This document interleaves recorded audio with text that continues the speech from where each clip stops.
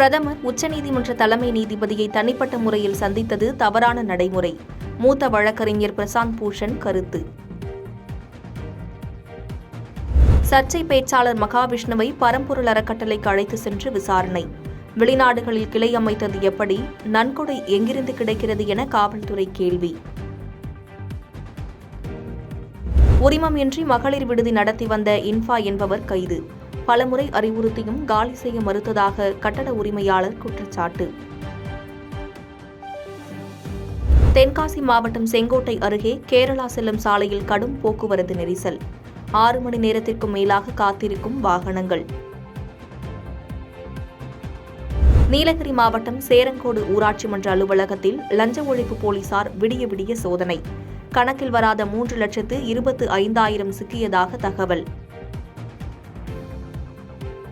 பொள்ளாச்சி அடுத்த செமனாம்பதி கிராமத்தில் மாந்தோப்பில் பதுக்கி வைத்திருந்த 4,500 லிட்டர் எரிசாராயம் பறிமுதல். பதுக்கி வைத்திருந்த நபரை போலீசார் தேடி வருகின்றனர். பொங்கல் பண்டிகையை ஒட்டி ஜனவரி 10ஆம் தேதிக்கான முன்பதிவு நிறைவு. பெரும்பாலான ரயில் நிலையங்களில் 5 நிமிடங்களிலேயே விற்று தீர்த்த டிக்கெட்டுகள். சென்னை விமான நிலைய டோல்கேட் ஆபரேட்டர்கள் தன்னிடம் அடாவடியாக நடந்து கொண்டதாக காங்கிரஸ் எம்பி சுதா குற்றச்சாட்டு. பணம் பறிப்பதிலேயே அவர்கள் குறியாக இருந்ததாகவும் எக்ஸ் தளத்தில் பதிவு. ஹைதராபாத்தில் நோயாளிக்கு சிகிச்சை அளித்துக் கொண்டிருந்த மருத்துவர் மீது தாக்குதல். தனது மனைவிக்கு விரைந்து சிகிச்சை அளிக்க கோரி தாக்கிய நபர் போலீசாரிடம் ஒப்படைப்பு. பெங்களூருவில் அலங்காரத்திற்காக போடப்பட்டிருந்த 60 கிராம் தங்க சங்கிலியுடன் கரைக்கப்பட்ட விநாயகர் சிலை. 10 மணி நேர தேடுதலுக்கு பின் சங்கிலியை மீட்டனர்.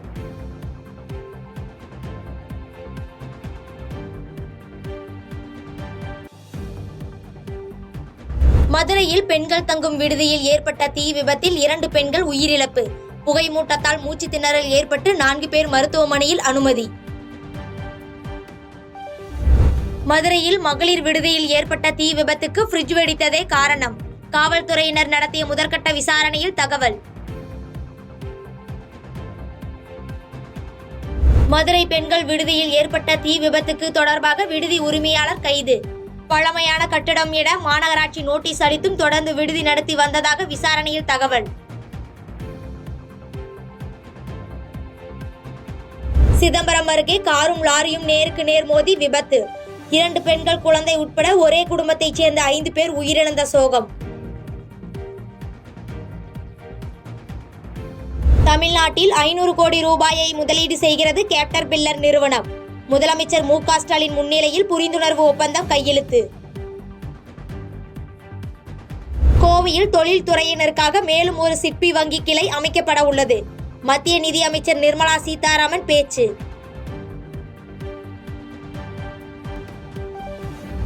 கோட் படத்தில் அப்பாவே ஏஐ தொழில்நுட்பம் மூலம் காட்சிப்படுத்தியது மகிழ்ச்சி அளிக்கிறது. கேப்டன் தோன்றிய காட்சியை வெங்கட் பிரபு நன்றாக இயக்கியிருக்கிறார் என்று விஜயகாந்த் மூத்த மகன் விஜய பிரபாகரன் பெருமிதம். எல்லா படமும் நான் முதல்ல பார்க்கும்போது டைட்டில் கார்டு படம் எல்லா பேரும் படிப்பேன். ஆனால் கோட் படத்துக்கு அப்பா காட்சி இந்த ஏஐ மூலியமா பண்ணுறது ஒவ்வொரு செகண்டும் முடியிலிருந்து அந்த கட்டை மூக்கிலிருந்து அந்த வாயிலிருந்து அப்பாவை அப்படியே நான் ஸ்டன்னா போய் எங்கள் அப்பாவை பார்த்துட்டே இருக்கேன். பாதகம் செய்பவரை கண்டால் நாம் பயங்கொள்ளலாகாது பாப்பா. மோதி மிதித்து விடு பாப்பா, அவர் முகத்தில் உமிழ்ந்து விடு பாப்பா. அண்மை செய்திகளை உடனுக்குடன் தெரிந்து கொள்ள இணைந்திருங்கள் இயம்நாடு தொலைக்காட்சியுடன்.